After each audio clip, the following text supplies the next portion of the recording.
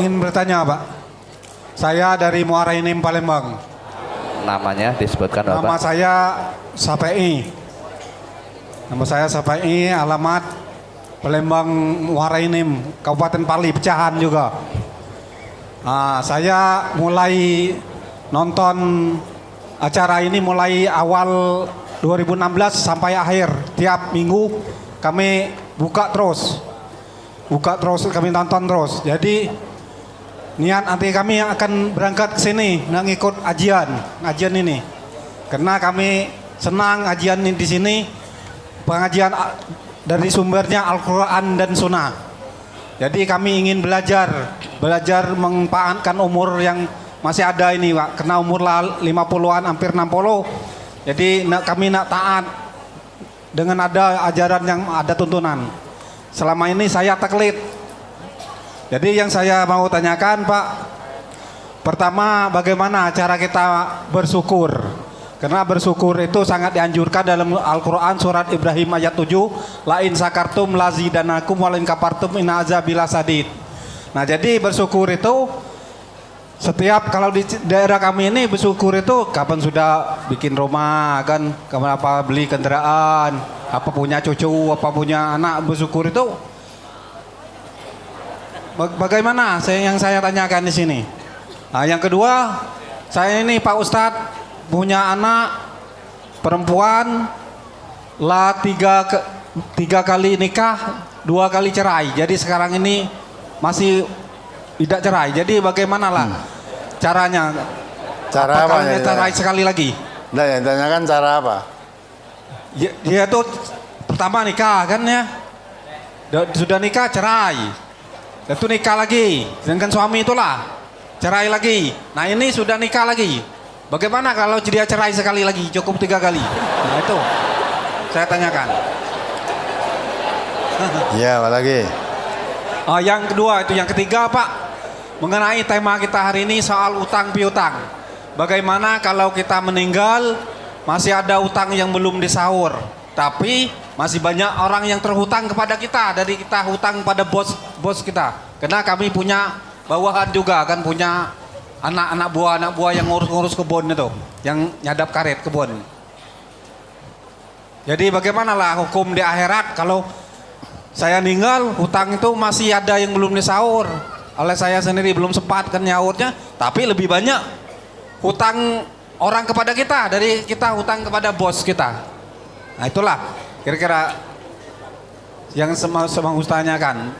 Apa mau diulangi lagi Pak Ustaz? Enggak. Enggak. Nah, mohon Pak Ustaz, mohon kebodohan kami. Mohon maaf, terima kasih. Wassalamualaikum warahmatullahi wabarakatuh. Waalaikumsalam warahmatullahi wabarakatuh. Jadi kalau memang anak perempuan tadi sudah nikah 3 kali kok cerai terus,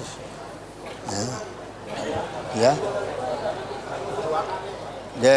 2 kali lah, kenapa? Yang ditanyakan apanya? Ya nikah cerai, memang tidak ketemu boleh cerai juga. Nikah lagi kemudian tidak gaduk lagi, ya boleh cerai memang. Kalau orang sudah tidak bisa bertemu, suami itu boleh cerai.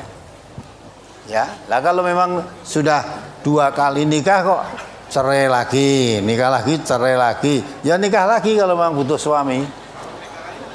Ya, nikah 3 kali, 4 kali boleh, asal dengan bukan suaminya tadi. Ya, lah kalau dengan suaminya sudah cerai 2 kali, masih boleh rujuk 1 kali lagi. Ya, jadi suami cerai dengan istri, kemudian boleh rujuk. Sudah rujuk, sektok lagi, cerai lagi, boleh rujuk lagi. Nah, rujuk, cekcok lagi, cerai lagi, nah itu tidak boleh rujuk. Karena at-tolaku marrotani, tolak yang boleh rujuk itu hanya 2 kali. Kalau sudah 3 kali tolak dengan suami yang satu tadi, mau rujuk sudah tidak bisa. Kecuali kalau anak perempuan tadi nikah dengan orang lain. Nah, setelah nikah dengan orang lain ternyata dalam perjalanannya tidak cocok lagi, cerai lagi. Nah, kemudian kalau dia mau rujuk dengan mantan suaminya yang pertama tadi boleh. Jadi kalau sudah 2 kali cerai tidak boleh rujuk. Dan 3 kalinya tidak boleh rujuk kepada mantan suaminya. Kalau dia sudah nikah dengan orang lain lagi baru boleh nanti kalau mau kembali. Tapi nikahnya nikah betulan, bukan sandiwara atau bukan rekayasa. Ya, saya sudah cerai dengan istri saya 2 kali. Terus tak pikir-pikir saya kepingin rujuk dengan istri saya. Tetapi menurut agama tidak boleh. Kecuali istrinya harus nikah dengan orang lain dulu. Nah, terus dibujuk, kamu nikah dengan si A itu 3 bulan nanti kamu minta cerai ya, saya biar bisa kembali padamu. Itu tidak boleh itu. Itu namanya rekayasa terhadap hukum Allah. Ya, gitu ya. Maka kalau udah cerai mau rujuk itu suruh mikir mateng. Kenapa kamu cerai? Kok balik lagi? Sampai 2 kali. Nah, 2 kali mau cerai lagi ya udah, kalau 3 kali cerai udah tidak bisa rujuk lagi. Nah, sudah lah. Nah, kemudian masalah syukur. Biasanya kalau orang Jawa, tapi orang Palembang tidak tahu ya. Kalau orang Jawa syukur yang penting apa? Makan, syukur, diberi kabar anak lulus ujian, makan, syukuran, makan, ya. Kalau begitu namanya bukan bersyukur tapi syukuran tadi. Kalau bersyukur itu menggunakan nikmat yang diberikan oleh Allah sebaik-baiknya, jangan sampai nikmat itu hilang. Ya. Dengan kata lain, orang yang selalu bersyukur itu ya diberi nikmat oleh Allah, syukur. Nikmat yang diberikan oleh Allah itu dijaga jangan sampai hilang. Ya, di samping itu dimanfaatkan sebagaimana mestinya. Kalau lama tidak punya anak merasa bersyukur pada Allah, anak itu dididik sebaik-baiknya untuk menjadi anak yang soleh maupun anak yang solehah. Itu namanya bersyukur setelah pemberian anak. Ya, orang kok mangan-manganannya tidak. Ya. Diberi syukur kepada oleh diberi apa? Nikmat oleh Allah, diberi istri, bersyukur. Nah, istri itu dididik sebaik-baiknya, dijaga jangan sampai tersentuh api neraka. Itu rasa bersyukurnya.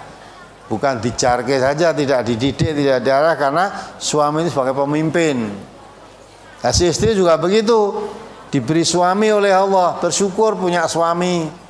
Maka diusahakan jadi istri yang baik supaya suaminya senang, ya, senang terhadap istrinya sehingga tidak akan terjadi perceraian. Dipertahankan nikmat yang diberikan Allah, digunakan sebagaimana mestinya, dipertahankan, jangan sampai nikmat tadi hilang berubah menjadi azab, jangan sampai. Apalagi tadi meninggal punya hutang. Ya, meninggal punya hutang ya. Kalau orang meninggal punya hutang, tadi sudah panjang lebar diterangkan, jangan merasa lunas. Ya, kalau orang meninggal punya hutang, kalau dia punya harta warisan, sebelum harta itu diwaris oleh ahli warisnya, untuk nyaur hutang dulu.